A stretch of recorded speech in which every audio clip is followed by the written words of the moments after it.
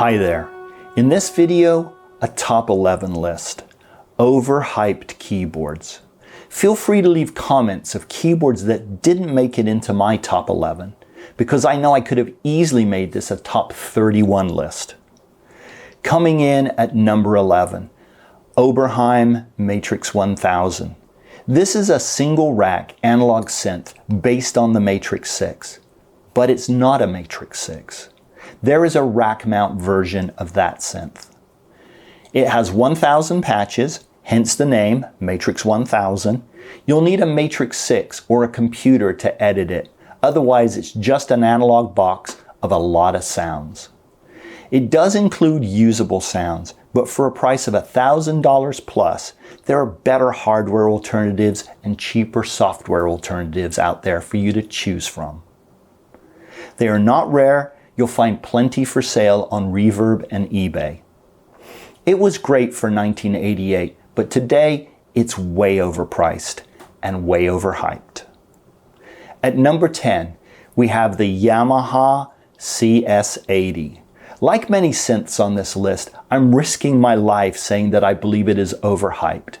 Many synths on this list are worshipped by keyboardists, including me. Most folks know the CS80 from Vangelis' score to Blade Runner, a movie I love. I'm fortunate enough to have played all of the synths on this list, and most people probably can't say that. Even if I could afford one, I'm just not sure how useful it would be to me. I wouldn't necessarily want one. I'd love for my next door neighbor to own one, so I could use it when I want to, and he could try to maintain it and ship it freight to LA whenever it needs repair and deal with all that ridiculousness. To say that the CS80 is a performance synth is an understatement, but is it really so useful that you want one and are prepared to maintain a synth that is heading towards half a century old? At number 9, the Prophet 5. Truly a remarkable synth for its time. On another list, say the most influential synths or the most groundbreaking synths of all time, this would be a top contender because it brought polyphonic synths to the masses. Today, it's just not that useful compared to modern hardware and software technology. Obviously, there is great reason why most, if not all of these synths on this list have a software version. People love the Prophet 5. I believe this is mostly because of synth lore, and the cost barrier to ownership is lower than some other synths on this list, but not worth the current prices. At number 8, the Moog Memory Moog Plus, a truly behemoth analog synth. Essentially, it is 6 mini Moogs in a polyphonic package. This may not make you rest any easier, but this is my all-time favorite analog synth. In my opinion, no other classic analog synth sounds better. It has 3 oscillators per voice, not 2 plus a sub. Its filters are amazing and it sounds truly spectacular. About 15 years ago, I had the opportunity to buy one for $5,000 in mint condition. It was very hard for me to sit on my hands, but the fact that I had plenty of analog sounds and reliability on a 40-year-old synth was a factor.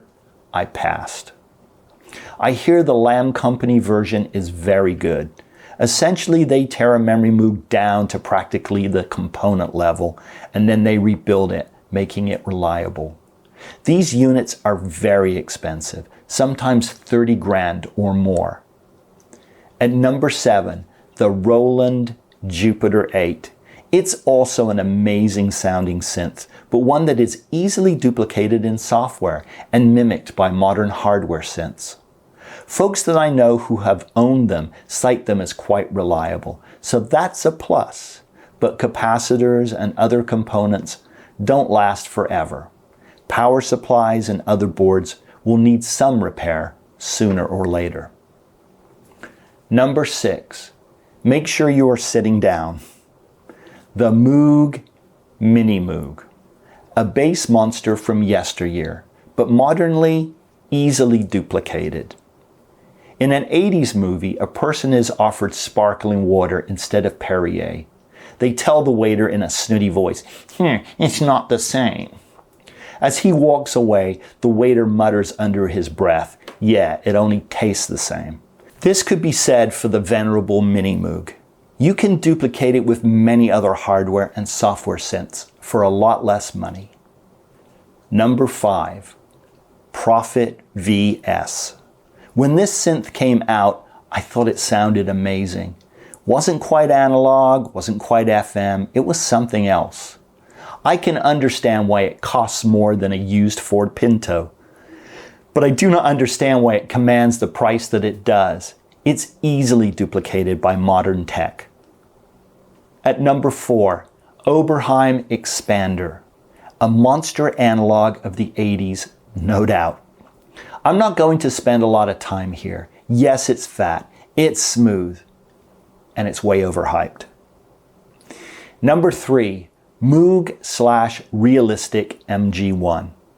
I believe a lot of people like this synth because unlike the Mini Moog and Memory Moog, you can almost talk yourself into thinking it's a good value for a classic Moog. It's not. Like many synths on this list, I used to own one. It's fun, it's simple, it also has a polyphonic organ tone, but it's easily replaced by modern hardware and software, and no one is going to know the difference. Moving on. Number 2, I know you are sitting down, but do you have your seatbelt strapped on? Okay, number 2, Roland Juno 106. This is a single oscillator DCO analog with a sub. Out of the box, they failed within a year due to the design of encasing the filter/voice chips in a shell that became conductive. Today, you can have that fixed by removing the casing material with acetone, but they can still have problems. They are 40 years old, they sound thin, especially if you turn off the chorus. There are much better, more cost-effective alternatives out there. Save your money. If you go to some of the resale sites like eBay and Reverb, you'll see dozens for sale. They are not rare, they don't sound very good by today's standards, but people don't figure that out until after they have purchased them because synth lore keeps the myth alive. Number 1. There are many synths that could be number 1 on this list, including many of the synths that are already on this list. Perhaps it's because I feel like I haven't upset enough people, or perhaps it's because I truly believe what I'm about to say, and I do. At number 1 is modular synths in general. For performing sound design and for some professional musicians that can afford the habit of owning a modular, my hat's off to you. But I still believe modular synths are overhyped. Yes, they offer deep discovery of how sound is born, but that is available in software. It's not the same experience, they'll say, and I couldn't agree more with that specific statement. But I would also say that there are less time-consuming and less expensive ways to get a portion of that experience, even if it's not identical. If you're pursuing the experience, I understand. I don't want to rain on anybody's chirpy parade. If you love modular, that's great. If you haven't looked at it, it's a rabbit hole of cost and time best left to those with buku bucks and plenty of time. There are many synths that are not on this list, and for good reason. Let's talk about that. For example, the Korg Wave Station, the Roland D50, and the Yamaha DX7. And as full disclosure, I own all of those. These synths may or may not have something to offer you, depending on your opinion of their sonic characteristics. The biggest thing that they do offer for a relatively classic keyboard is a price tag that is reasonable. And these 3 synths haven't been hyped beyond their true capabilities. Crucify me in the comments if you like. I stand by what I have said. But in addition, I'll say this.